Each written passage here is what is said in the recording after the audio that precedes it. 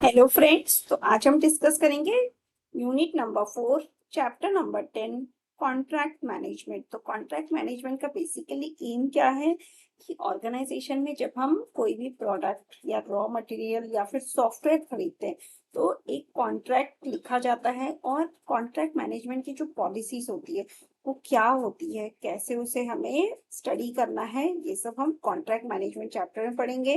तो आप जब भी कोई क्वेश्चन को अटेम्प्ट करते हैं तो आपको पता होना चाहिए कि वो कौन से चैप्टर का क्वेश्चन है, तो ही आप उसको प्रॉपरली अटेम्प्ट कर पाएंगे। इसके लिए याद रखिए कि कॉन्ट्रैक्ट क्या है। तो अब हम देखते हैं कि acquiring software from external suppliers, मतलब हम जब एक्सटर्नल सप्लायर से सॉफ्टवेयर लेते हैं तो हमें किस किस चीजों का ध्यान रखना चाहिए। पहला आ गया bespoke सिस्टम, मतलब created specifically for the customer.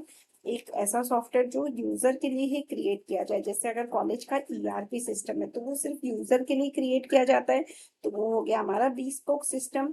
Of the shelf, मतलब हम एज इट इज परचेज करके यूज कर रहे हैं। जैसे हमारा माइक्रोसॉफ्ट ऑफिस, ये हम as it is use purchase करते हैं, यूज करते हैं ऑपरेटिंग सिस्टम। फिर आता है customised off the shelf show. ऐसा हो सकता है कि हमारा सॉफ्टवेयर का रिक्वायरमेंट हो जिसे ऑलरेडी बना चुके हो, लेकिन हम सिर्फ उसे अपने हिसाब से कस्टमाइज करेंगे। जैसे माइक्रोसॉफ्ट टीम्स, ये एक सॉफ्टवेयर है जिसे ऑनलाइन के टाइम में बहुत सारी कंपनीज ने ऑनलाइन मीटिंग कंडक्ट करने के लिए माइक्रोसॉफ्ट टीम्स को कस्टमाइज किया था और वहां पर मीटिंग लिंक्स बना के वो लोग मीटिंग कंडक्ट कर रहे थे। तो ऐसा जो भी सॉफ्टवेयर होता है उसे हम बोलते हैं COTS, that is customized off the self. So it's a core system customized to meet the user requirement.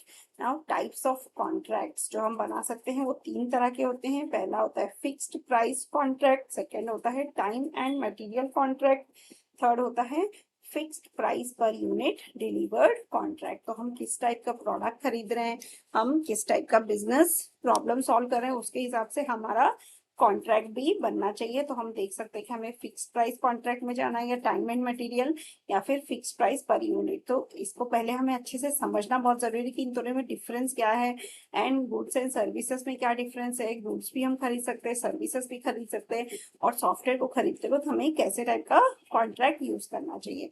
तो पहले आते हैं फिक्स्ड प्राइस कॉन्ट्रैक्ट पे। सो ये जो कॉन्ट्रैक्ट है, ऐसे इसका नाम से ही समझ में आ रहा है कि ये तो फिक्स प्राइस कॉन्ट्रैक्ट है, मतलब हमने प्रोडक्ट लिया और उसको एक फिक्स्ड अमाउंट पे कर दिया। तो जब कॉन्ट्रैक्ट साइन होता है तभी वो प्रोडक्ट का प्राइस फिक्स हो जाता है और फिर वो बाद में चेंज नहीं होगा।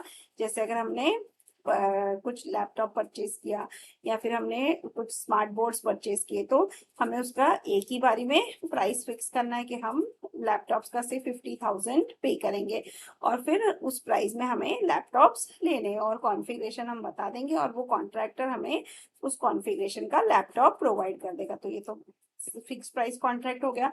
Customer knows if there are no changes in the contract terms, then there is the price to be paid on completion। मतलब अगर कुछ चेंजेस नहीं है तो हमें उतना ही प्राइस पे करना है, लेकिन अगर कस्टमर के रिक्वायरमेंट कुछ चेंज हो गए, जैसे लैपटॉप का कॉन्फ़िगरेशन चेंज कर दिया, तो उसके हिसाब से हमारा प्राइस भी चेंज हो जाएगा। तो यहाँ पर क्या है, customer can not change their requirements without negotiating on the price of the contract. मतलब जब तक हम प्राइस पे वापस से री डिस्कशन और री नेगोशिएशन नहीं होगा तब तक हमारा कॉन्ट्रैक्ट या हमें जो भी रिक्वायरमेंट चेंजेस है वो हमें नहीं मिलेगा। तो फिक्स प्राइस कॉन्ट्रैक्ट के एडवांटेजेस क्या है। पहला है नॉन एक्सपेंडिचर। नॉन एक्सपेंडिचर मतलब हमें पता है कि अगर हमें 10 लैपटॉप खरीदने हैं तो हमें 5 लाख रुपए देने, तो ये तो हमारा हो गया नॉन एक्सपेंडिचर। फिर आता है supplier motivated to be cost effective, because हमें जो कॉन्फ़िगरेशन का लैपटॉप अगर वो 50,000 में प्रोवाइड कर रहा है तो डेफिनेटली उनका मार्जिन बहुत ही कम रहेगा और वो सप्लायर जो है वो कॉस्ट इफेक्टिव है। कस्टमर को इतने प्राइस में वो प्रोडक्ट और बाहर दूसरे जगह पर नहीं मिलेगा, तभी वो वहां से हम ले रहे हैं। तो उसके पहले देखते हैं कि फिक्स प्राइस कॉन्ट्रैक्ट के डिसएडवांटेजेस क्या है। डिसएडवांटेजेस है कि supplier will increase price to meet contingencies. That means अगर सपोज कोई भी चेंजेस है तो डेफिनेटली प्राइस इंक्रीज हो जाएगा क्योंकि रिक्वायरमेंट्स चेंज हो रहे हैं। और दूसरा प्रॉब्लम ये भी हो सकता है कि रिक्वायरमेंट्स को भी मॉडिफाई करना बहुत ही डिफिकल्ट है। Cost of change is likely to be higher, मतलब अगर हमने कोई सॉफ्टवेयर खरीदा और हमें उसमें चेंजेस चाहिए तो हमें वो ज्यादा ही महंगा हो सकता है, तो cost changes will be much higher. And threat to system quality, अगर हम लोगों ने रिक्वायरमेंट्स में चेंजेस किया तो definitely the quality of product is also a threat. There may be more bugs in the system that we purchase. जैसे अगर हमें Microsoft Teams खरीदना है from Microsoft, so it is a good software. There are no bugs, but still small bugs were there जो हम identify करके we used to write mails to Microsoft.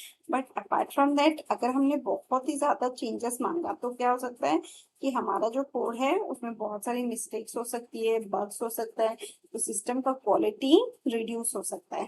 तो ये सब तो हो गया डिसएडवांटेज। अब सेकेंड टाइप का कॉन्ट्रैक्ट आता है time and material contract. So in this type of contract the customer is charged a fixed price per unit of effort. That means staff hour rate, it is fixed, or otherwise suppose we are developing a function point, so function point का rates fix किया जाता है और फिर वही rate में हमें deliver करना है। या पर्टिकुलर स्टाफ है वो 8 आवर्स काम करेगा तो उसका जो 8 आवर्स का चार्जेस है वो फिक्स होगा। तो supplier may provide an initial estimate of the cost on the current understanding of the customer. So based on customers understanding we can provide an initial cost, और suppliers may give us an initial estimate of cost. then comes the advantages. So advantages में क्या है, easy to change the requirement, मतलब हम hourly basis पे charges कर रहे हैं तो अगर हमारा requirement change होगा तो definitely हमारा number of hours वो भी increase हो जाएगा और based on that the charges will also increase. So lack of price pressure can assist product quality. So this is also an advantage. अगर supplier के ऊपर price का pressure नहीं रहेगा तो definitely the person can provide more quality product. Then time and material, इसका disadvantage है. First is customer liability. The customer absorbs all the risk associated with the poorly defined on changing requirements. So अगर requirements हमारे change हो रहे हैं या फिर वो जो contract है वो ठीक से लिखा नहीं है कि what work will be supplied in how much time, तो customer liability is a big question and all the risk lies with the customer. Then comes lack of incentive for suppliers to be cost effective. That is also there because suppliers will have less margin and they will not be cost effective because they may customize the product as per our requirement. Next comes the fixed price per unit. So this we will study in the next video. Thank you.